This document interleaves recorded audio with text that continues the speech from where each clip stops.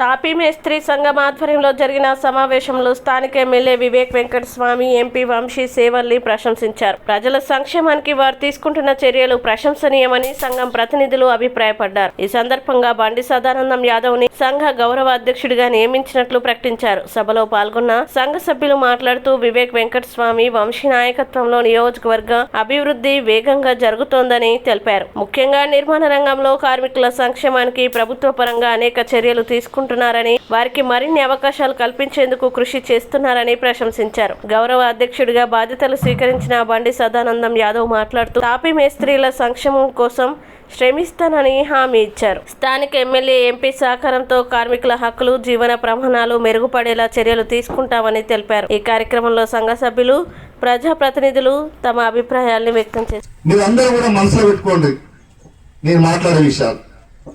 ఇవాళ మనం ఒక మంచి పని చేస్తూ ఉంటే మనమంటే గిట్టని వాళ్ళు మనల్ని అనేక రకాలుగా బదనాం చేస్తూ మనల్ని కాయబట్టి గుంజే ప్రయత్నాలు చేస్తూ ఉంటారు. అది కూడా మీరు అందరూ గమనించాలి.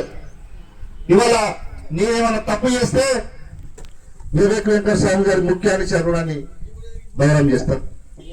ఇవాళ మీరేమైనా తప్పు చేస్తే గౌరవ అధ్యక్షుడు బండి సదానందం గారిని ఎన్నుకున్నందుకు మీరు బాగా రెచ్చిపోతారా అని అదొకటి అంటారు.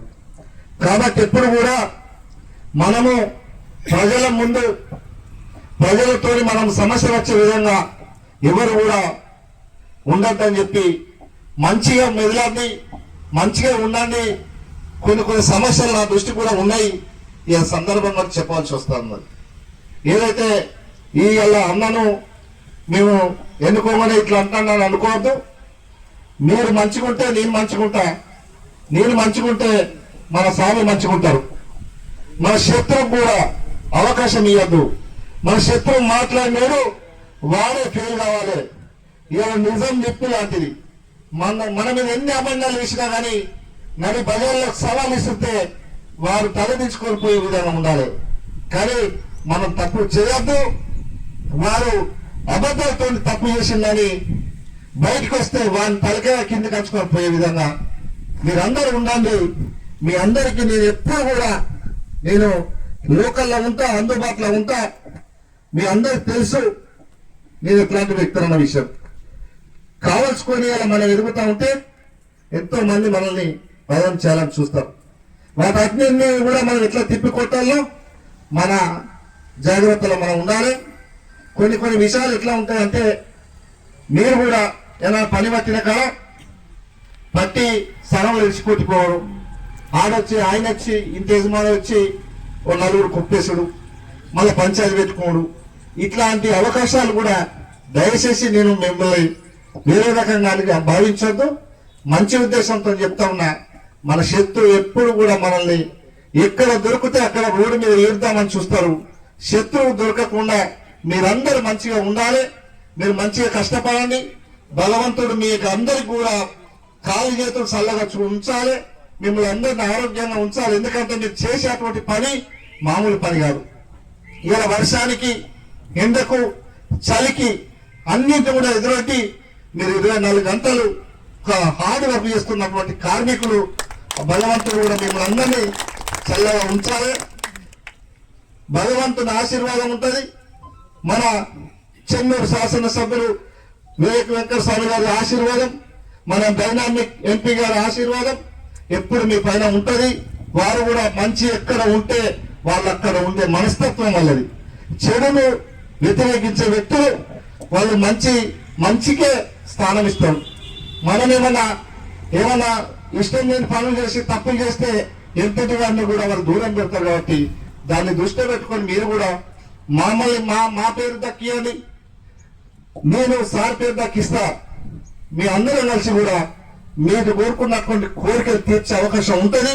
ఖచ్చితంగా నేను ముందుండి మీకు సాయం చేపిస్తా సార్తోనని చెప్పి మీ అందరికీ తెలియజేసుకుంటూ, మీ అందరూ కూడా మరొకసారి మీ అందరూ కూడా పేరున ధన్యవాదాలు తెలియజేసుకుంటూ, నన్ను తాపి సంఘం గౌరవ అధ్యక్షులు ఎన్నుకున్నందుకు మీరందరికీ పేరున నేను ధన్యవాదాలు తెలియజేసుకుంటూ ముగిస్తూ ఉన్నాను. Thank you.